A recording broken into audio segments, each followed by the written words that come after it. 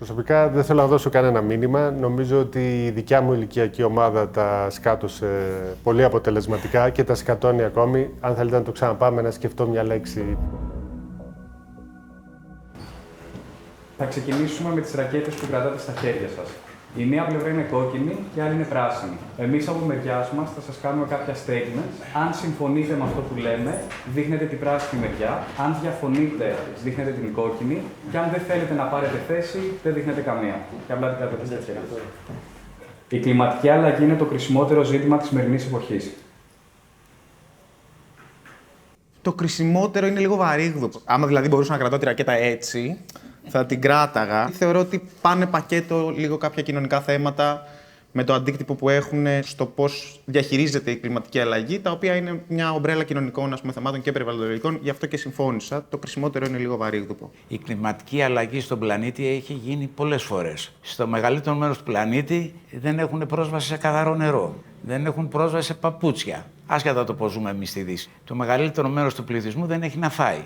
Πιστεύω ότι η μεγαλύτερη πρόκληση που αντιμετωπίζει η ανθρωπότητα αυτή τη στιγμή, ο πλανήτης, είναι η κατανάλωση. Είμαι ο Θάνος ο Μπελαλίδης από την ομάδα Σύμπραξης, μια εταιρεία η οποία εξειδικεύεται στην υλοποίηση περιβαλλοντικών και κοινωνικών έργων. Όταν σκέφτομαι το μέλλον του πλανήτη, αυτό που μου έρχεται στο μυαλό είναι η ανθρώπινη ανοησία. Αυτά που οι άνθρωποι της δικιάς μου γενιάς μπορούσαν πιο εύκολα να κάνουν, πλέον δεν είναι εφικτά, επειδή βλέπουμε τις συνέπειες των πράξεών μας. Είτε είναι ακραία καιρικά φαινόμενα, πυρκαγιές ακόμη και στη Σιβηρία ή στην Αλάσκα, είτε είναι κλιματική μετανάστευση. Εκατοντάδες εκατομμύρια άνθρωποι να υποχρεώνονται να μετακινηθούν σε νέους προορισμούς, επειδή πλέον δεν μπορούν να επιβιώσουν στη χώρα τους. Όσο συνεχίζουμε να προσδιορίζουμε την αξία μας και τη σχέση με τον εαυτό μας βάσει του τι αγοράζουμε, θα ισχύουν αυτά που λες. Χρειαζόμαστε μια συνολική μετατόπιση σε σχέση με τον αυτοπροσδιορισμό μας, με την αυταξία μας, με το ποιοι θεωρούμε ότι είμαστε, ως προς το να σταματήσουμε να ορίζουμε τη σημαντικότητά μας βάσει του τι αυτοκινήτου οδηγούμε, τι τσάντα αγοράζουμε και πού σπαταλάμε χρήματα, τα οποία θα έπρεπε να πάνε σε σημαντικότερα πράγματα, όπως οι ανάγκες συνανθρώπων μας που δεν έχουν νερό. Εμπιστεύομαι τις αρμόδιες αρχές για τη σωστή αντιμετώπιση των πυρκαγιών. Κάποιο σχόλιο? Την έχω ζήσει τη φωτιά πολλές φορές. Ονομάζομαι Κωνσταντίνος Θεοτόκης. Είμαι πρόεδρος της Ένωσης Πυροπλήκτων Ανατολικής Αττικής. Το 2018 είχαμε την ατυχία να καούμε. Είχε μπει φωτιά μέσα στον οικισμό του Νέου Βουτζά. Με μια φωτιά 30 μέτρα ύψους. Και ίσα ίσα πρόλαβα να φύγω, βλέποντας τη φωτιά στον καθρέφτη να μας κυνηγάει. Έχουμε καεί άλλες 6-7 φορές. Δυστυχώς η διοίκηση έχει τεράστιο πρόβλημα συνεννόησης. Από την πείρα τουλάχιστον τη δική μου, η προσωπική μου γνώμη είναι ότι το τέλειο θα ήταν να φτιαχτεί ένας νέος οργανισμός, να περνάνε τα πάντα από εκεί και να συντονίζει όλες τις υπόλοιπες υπηρεσίες. Δηλαδή πυροσβεστική, δασαρχείο, αστυνομία. Ένα ΚΕΠ δημόσια υπηρεσία. Ναι, όχι ΚΕΠ ακριβώς. Πώς στο στρατό, ας πούμε, έχουμε μια διοίκηση που έχουμε τα τμήματα στρατού, ναυτικό, περνάει όμως όλα τα στοιχεία από την κεντρική διοίκηση. Αυτή θα δώσει διαταγές, τι θα κάνει κάθε υπηρεσία. Μόνο με τέτοιο συντονισμό, δηλαδή που θα διοικεί αεροπλάνα, ξέρει τη φωτιά, ξέρει τις λεπτομέρειες, έχει σηκώσει ελικόπτερα και ξέρει τι γίνεται. Εκεί πήρε φωτιά. Τι φωτιά έχουμε, τι ανέμους έχουμε, στείλε 2 ελικόπτερα. Η δικιά μου άποψη είναι συμπληρωματική, αν όχι αντίθετη σε αυτό που λες. Το πρόβλημα από τη δικιά μου πλευρά δεν είναι η διοίκηση, αλλά είναι ο Έλληνας πολίτης. Η κλιματική αλλαγή άπτεται περισσότερο της συλλογικής ευθύνης παρά της ατομικής.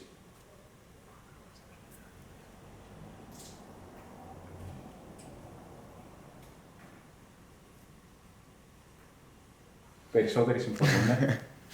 Ποιος διαφωνεί? Νομίζω εγώ. Να σχολιάσω. Πες τα.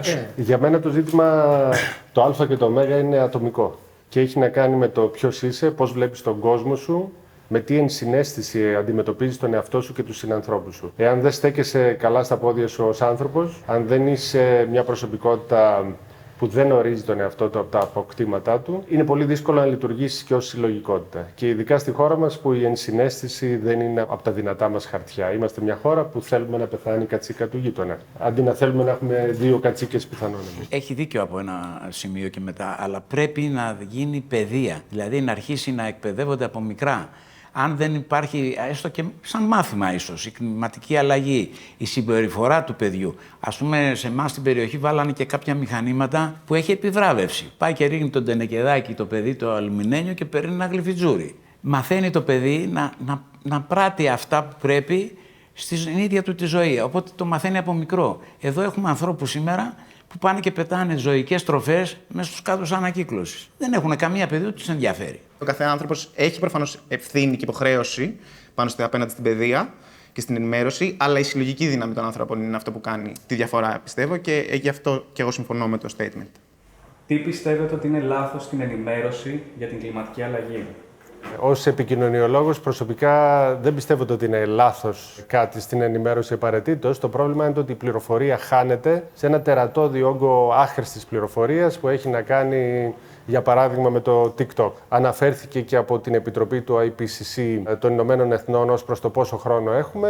14.000 επιστήμονες αποφάνθηκαν ότι έχουμε 2 με 3 χρόνια για να αντιμετωπίσουμε επαρκώς την κλιματική κρίση και να κρατήσουμε πλέον τη θερμοκρασία όχι στον 1,5 βαθμό, αλλά ποιος ξέρει σε ποια θερμοκρασία ακριβώς. Μέσα σε αυτή την πληροφορία γενικά υπάρχουν δύο πράγματα. Το ένα πράγμα είναι ότι όλα τα media, παίρνοντας σαν δέκτη αυτή την πληροφορία, είναι ότι τους χαϊδεύουν λίγο τα αυτιά. Ας πούμε. Λέγομαι Ηλίας Ζουνατζής, έχω σπουδάσει μηχανολόγος μηχανικός στο Εθνικό Μετσόβιο Πολυτεχνείο, εργάζομαι ως ερευνητής μηχανικός. Κοίτα, το μέλλον του πλανήτη μια χαρά είναι. Το δικό μας είναι λίγο δυσίωνο κατά πάσα πιθανότητα. Και το νούμερο 2 είναι ότι σε ένα δυτικό κόσμο, στον οποίο η πληροφορία κινείται κατά κύριο λόγο από μια αμερικάνικη κουλτούρα, η οποία ηγείται όλων των media, TikTok, Instagram και τα σχετικά, και το content βγαίνει από εκεί. Έχεις ανθρώπους οι οποίοι π.χ. δεν πιστεύουν στην έννοια της κλιματικής αλλαγής. Και αυτό το πράγμα, προφανώς, όταν εσύ έχεις 10 πράγματα τα οποία λένε αυτό και ένα το οποίο είναι η αξιόλογη πληροφορία, υπάρχει μια τεράστια πιθανότητα να πέσει σε κάποιο από τα 10, και όχι στο ένα, το οποίο είναι τραγικό γενικά αυτό. Δηλαδή είναι πολύ μεγάλο θέμα. Με τι μηχανισμούς μεταδίδεται η πληροφορία στον άνθρωπο και πώς την παίρνει ο καθένας. Επίσης, είναι σημαντικό να συμπληρώσουμε για τα συμβατικά media, στο πλαίσιο που ανέφερες, ότι δεν έχουν καμία υποχρέωση να μας ενημερώνουν για τίποτα. Ναι. Έχουν δημιουργηθεί για να πουλάνε διαφημίσεις. Πραγματικά, ναι. Τρομολαγνία είναι. Η εστίασή τους είναι η τρομολαγνία, ώστε να πουλάνε διαφημίσεις. Η πηγή ενημέρωσης είναι ανύπαρκτη στα συμβατικά μέσα ενημέρωσης. Να πω για αυτό που είπε ο Θάνος, για τον IPCC, τη Διακυβερνητική Επιτροπή του ΟΗΕ για την Κλιματική Αλλαγή. Ονομάζομαι Λουκάς, είμαι θελοντής στην Κρυπή τα τελευταία 5 χρόνια. Ένας πράσινος ειρηνικός κόσμος. Τίποτα άλλο, εμένα δεν με εκφράζει παρά μόνο αυτό. Αυτοί οι 14.000 επιστήμονες δεν έχουν όνομα. Έχουν κάνει έρευνες σε όλο τον κόσμο, αλλά δεν έχουν να ξέρει κανέναν να πει ονομαστικά από εμάς ή αν ρωτήσουμε οποιονδήποτε να κάνουμε ένα γκάλοπ. Είναι οι 14.000 επιστήμονες. Είναι 14.000 επιστήμονες. Δεν έχουν όνομα ούτε πρόσωπο. Αντίθετα, αν ρωτήσουμε αυτούς που διαφωνούν με την κλιματική αλλαγή, θα σου πει: εγώ άκουσα τον τάδε, για να μην λέω ονόματα, που είπε αυτό στην τηλεόραση, άκουσα την τάδε εταιρεία να λέει αυτό. Έχουν όνομα. Άρα, τι θέλω να πω? Ότι γίνεται συχνά διαστρέβλωση της πληροφορίας και σε αυτό τον οχετό, το λέω εγώ οχετό πληροφορίας, χάνεται η ουσία. Επομένως, ποιος έπαιξε αυτή τη Διακυβερνητική Επιτροπή του ΟΗΕ για την κλιματική αλλαγή όταν βγήκε πέρσι το 2021 αυτή η έκθεση για την κλιματική αλλαγή? Κανείς. Γίνεται και λάθος εστίαση στο πρόβλημα. Για παράδειγμα, λέμε συνεχώς για ανακύκλωση. Εμείς ουσιαστικά έτσι παίζουμε το παιχνίδι των εταιριών. Οι εταιρείες τι θέλουν? Να λένε να παράγουμε εμείς, να καταναλώνει ο κόσμος και στο τέλος να έχει και την ευθύνη ο κόσμος να ανακυκλώνει. Δεν πάει έτσι. Πρέπει να μειώσουμε την κατανάλωση, να επαναχρησιμοποιούμε όσο το δυνατό τους πόρους μας και να αλλάξουμε όλο το μοντέλο, όπως είπε σωστά και ο Θάνος, της ανάπτυξής μας. Επομένως, έχει γίνει μια αντιστροφή της πυραμίδας ευθυνών. Λέμε ότι οι πολίτες είναι υπεύθυνοι για την ανακύκλωση, για παράδειγμα, και οι εταιρείες να συνεχίζουν να παράγουν και να καταναλώνουμε εμείς σαν στρατιωτάκια. Είναι πάντως σημαντικό να αναφέρουμε το ότι στη χώρα μας τα τελευταία 10, τώρα 11 χρόνια, σύμφωνα με τα στοιχεία του Αστεροσκοπείου Αθηνών, είναι τα πιο θερμά καλοκαίρια. Το Αστεροσκοπείο παρακολουθεί τα δεδομένα 160 χρόνια. Νομίζω ότι για την Ελλάδα είναι αδιαμφισβήτητο το πού βρισκόμαστε και τον 1,5 βαθμό τον έχουμε φτάσει ήδη ως κοινωνία. Και το δεύτερο, συμφωνώντας απόλυτα μαζί σου στην κατανάλωση, το θέμα δεν είναι να περάσουμε από τα ενεργοβόρα βενζινοκίνητα SUV σε ηλεκτρικά SUV. Τα SUV αυξήθηκαν σε 10 χρόνια από 35 εκατομμύρια διεθνώς σε 150 εκατομμύρια. Πρέπει να σταματήσουμε να χρησιμοποιούμε αυτά τα ενεργοβόρα τέρατα. να δούμε τα μέσα μαζικής μεταφοράς, να δούμε το ποδήλατο, να δούμε το περπάτημα, να δούμε τη μείωση των αποστάσεων. Σίγουρα πάντως ο αστικός μύθος ότι θα μετακινηθούμε σε ηλεκτρικά οχήματα και θα λυθούν τα προβλήματά μας δεν θα μας πάει πουθενά. Αυτό όχι, γιατί τα ηλεκτρικά οχήματα από πίσω έχουν και ένα ολόκληρο life cycle, ας πούμε, το οποίο αν δεν βρες πώς έχει παραχθεί όλη αυτή η ηλεκτρική ενέργεια. Το ότι εσύ στο τέλος, ας πούμε, σαν πολίτης, έχεις ένα αυτοκίνητο το οποίο καίει βενζίνη και ένα άλλο το οποίο καίει ηλεκτρική ενέργεια και σκέφτεσαι ότι το τίκαρα το κουτάκι μου, ας πούμε, είμαι περιβαλλοντικά ευσυνείδητος. Δεν έχει καυσαέριο, αλλά στον κύκλο ζωής του, στην αλυσίδα παραγωγής μπαταριών κλπ. Είναι προβλήματα τα οποία είναι και πάρα πολύ περίπλοκα για να μελετηθούν. Ας πούμε. Υπάρχουν επιστήμονες. Θα τα δούμε σύντομα. Που τα τραβάνε χρόνια, ας πούμε, και τα μελετάνε. Πόσο έτοιμη είναι η χώρα μας να αντιμετωπίσει τις επιπτώσεις της κλιματικής αλλαγής? Προσωπικά πιστεύω ότι διανύουμε μια περίοδο τεράστιας βλακείας και σε εθνικό και σε ευρωπαϊκό επίπεδο. Συζητάμε αυτές τις μέρες κυριολεκτικά ως λύση στην ενεργειακή κρίση της χώρας μας να επιδοτήσουμε το πετρέλαιο. Πράγματα εξωφρενικά. Πριν από μερικούς μήνες συζητάγαμε σε ευρωπαϊκό επίπεδο, που είμαστε ακόμη πιο ηλίθιοι ως κοινωνία, το ότι τα πυρηνικά και το φυσικό αέριο είναι πράσινες ενέργειες. Δεν είναι. Την ίδια στιγμή η Γερμανία καλύπτει τις ενεργειακές ανάγκες σε ποσοστό 25% από τα φωτοβολταϊκά και εμείς οι Έλληνες είμαστε πολύ πιο χαμηλά όταν είμαστε ένας παράδεισος. Θα μπορούσαμε σε 10 χρόνια να καλύψουμε τις παγκόσμιες ενεργειακές μας ανάγκες από ανανεώσιμες, εάν είχαμε την πρόθεση, αν είχαμε τη σχετική επένδυση. Ως Έλληνες, ως κοινωνία, δεν ενδιαφερόμαστε, δεν αντιλαμβανόμαστε την κλίμακα του προβλήματος και από εκεί ξεκινάει η πραγματικότητα, όχι από τους πολιτικούς. Οι πολιτικοί καθρεφτίζουν αυτό που είμαστε ως κοινωνία. Πιστεύω ότι έχουν ευθύνη και οι πολιτικοί. Γιατί, παράδειγμα, όταν βγήκε να βγάλουν άδεια για τα πάρκα τα φωτοβολταϊκά, παγιδεύτηκε πόσος κόσμος, έδωσε και 5.000 για να βγάλει την άδεια και τελικά απογορεύτηκαν. Δηλαδή, σε μια χώρα με 100% ηλιοφάνεια, να μην μπορείς να κάνεις φωτοβολταϊκό πάρκο και να έχεις κέρδος από αυτό. Οπότε, πώς θα το αναπτύξεις? Στα νησιά θα μπορούσαμε να είναι όλα τα νησιά να μην έχουμε καλώδια ούτε πετρέλαια. Συμφωνώ σε αυτό που λες. Υπάρχουν τέτοιες δράσεις όμως γενικά στα νησιά. Δηλαδή η Αστυπάλαια, ας πούμε, έχει κάνει δράσεις για να είναι πλήρως ηλεκτρικά κινούμενα τα οχήματα. Στην Τήλο έχουν κάνει προγράμματα διαχείρισης απορριμμάτων. Συμφωνώ, είναι σταγόνα στον ωκεανό. Είναι σταγόνα στον ωκεανό, σίγουρα. Αλλά υπάρχει και μια διαμάχη, ας πούμε, με τους ανθρώπους. Δηλαδή, μπορεί ο άλλος άνθρωπος στο χωριό, ξέρω εγώ, να υπάρχουν σύλλογοι οι οποίοι θα πας εσύ να τους κάνεις κάτι και να σου πει: μάγκα, δεν θέλω, φύγε, ξέρω, άσε με ησυχοκαίω τη βενζίνη μου, ξέρω, κάνω οτιδήποτε. Κοίταξε, είναι και θέμα επιβίωσης. Όταν εγώ έχω να ζήσω στην οικογένειά μου και πρέπει να επιβιώσω και οικονομικά, εάν μου δώσει τα κίνητρα το κράτος ή η Ευρώπη να πάω να κάνω ένα πάρκο τέτοιο για να βγάζω και χρήματα να ζω, Σωστά, θα το κάνω. Σωστά. Μόνος μου μπορεί να μην έχω την οικονομική άνεση. Δεν μπορεί όλοι να έχουν λεφτά να πάνε να κάνει ένα πάρκο. Ναι. Ακόμα και στο σπίτι σου να βάλεις φωτοβολταϊκά, πολλοί δεν έχουν τη δυνατότητα. Παρόλο που έχει προβλέψει και η ελληνική πολιτεία τις ενεργειακές κοινότητες ως μια γρήγορη, εύκολη λύση. Σωστά.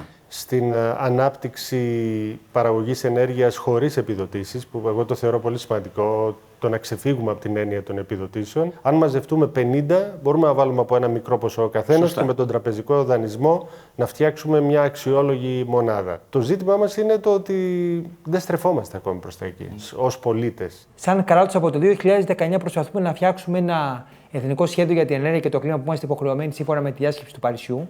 Και ακόμα το φτιάχνουμε, ακόμα αναθεωρείται. Έχουν περάσει 3 χρόνια. Λέω για την τωρινή κυβέρνηση, δεν λέω για τις προηγούμενες, να μην αρχίσουμε να κάνουμε παρελθοντολογίες.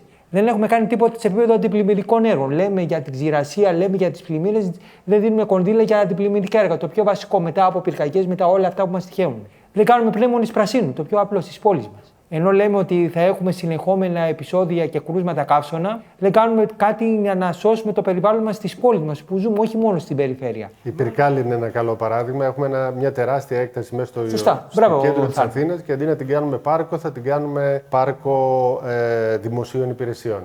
Πολύ στο αυτό προφανώς και επικροτώ σε αυτό και σε ευχαριστώ που με συμπληρώνεις. Επομένως, από τα πιο απλά μέχρι τα πιο μεγάλα, έχουμε κάνει πολύ λίγα και πρέπει να κινηθούμε με πολύ πιο ταχύ βήμα, αν θέλουμε να προλάβουμε την κλιματική κρίση. Ποια πιστεύετε ότι είναι τα άμεσα βήματα τα οποία πρέπει να λάβουμε προκειμένου να αντιμετωπίσουμε την κλιματική αλλαγή? Πρώτα απ' όλα αυτό που είπαμε και πριν, παιδεία. Να εκπαιδεύσουμε τα παιδιά πάνω στην ιδεολογία αυτή και το τι ακριβώς συμβαίνει. Επειδή βλέπουμε παντού σε όλο τον πλανήτη να λιώνουν οι παγετώνες. Φανταστείτε τώρα, επειδή στα Ιμαλάια να λιώσουν οι παγετώνες που τροφοδοτούν τον ποταμό Τίγρη που διασχίζει όλη την Κίνα. και στις όχθες του ποταμού ζουν γύρω στο 1,5 δις άνθρωποι. Εάν ξεραθεί αυτός ο ποταμός, δεν έχει πηγές πια, θα μετακινηθεί τουλάχιστον 1 δισεκατομμύριο άνθρωποι για αναζήτηση τροφής σε άλλη περιοχή. Οι κλιματικοί πρόσφυγες που λέει και ο ίδιος. Ακριβώς. Εντάξει, είναι ακραίο αυτό που λέω, δεν θα συμβεί αύριο, αλλά βλέπουμε, ας πούμε στην Ευρώπη, στην Ελβετία και αυτά, οι παγετώνες λιώνουν. Έχουν μειωθεί κατά πολύ.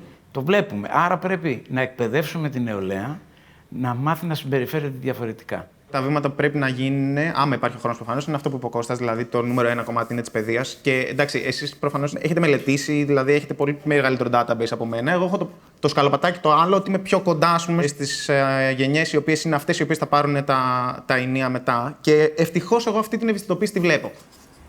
Τι μήνυμα θα θέλατε να δώσετε στη νέα γενιά, η οποία παίρνει τη σκητάλη στο μαραθώνιο προς την αντιμετώπιση της κλιματικής κρίσης?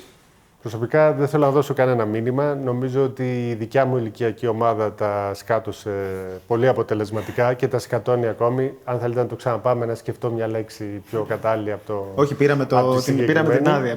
Άρα λοιπόν το τελευταίο που χρειάζεται η νεότερη γενιά είναι να ακούσει το τι κάνει η δικιά μου ηλικιακή ομάδα. Με τα εξωφρενικά να ανοίγουμε πάλι τα εργοστάσια λιγνίτη, να διαφημίζουμε το πετρέλαιο κλπ.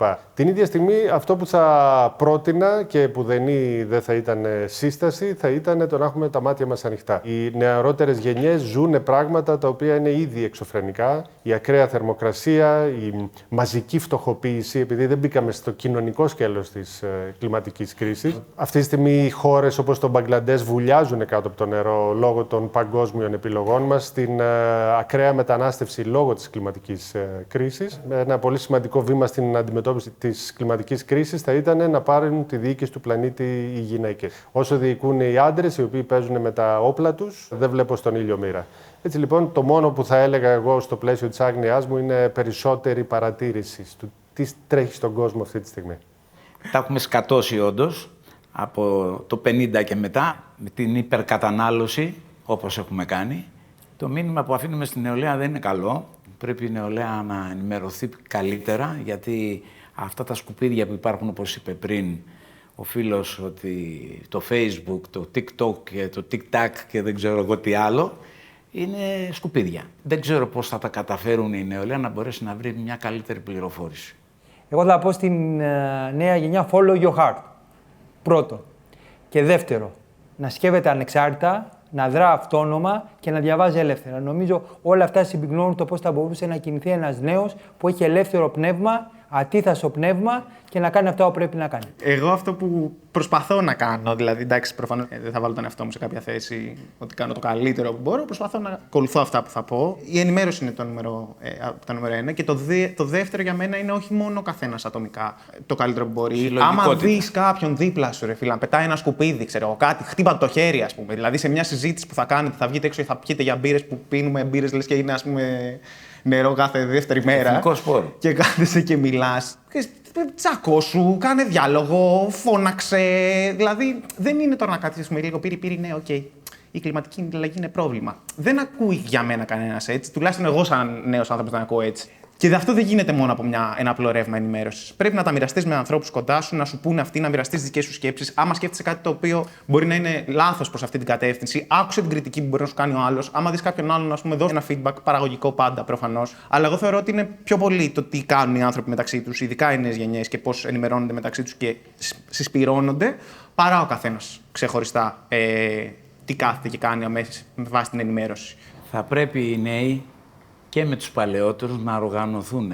Και αυτό είναι επίσης πολύ σημαντικό. Οργάνωση για να υπάρξει σύμπτυξη. Σύλλογοι, ξοραϊστικοί, σχολεία, επιτροπές γειτονιάς. Δεν υπάρχει. Έχεις δει πουθενά επιτροπή γειτονιάς? Όχι. Αν δεν συμπτυχθεί ο κόσμος να κάνει ομαδική και να πιέσει την κυβέρνηση, να πέσει και κανένα μπινελίκι στους πολιτικούς, δεν παίρνουν χαμπάρι.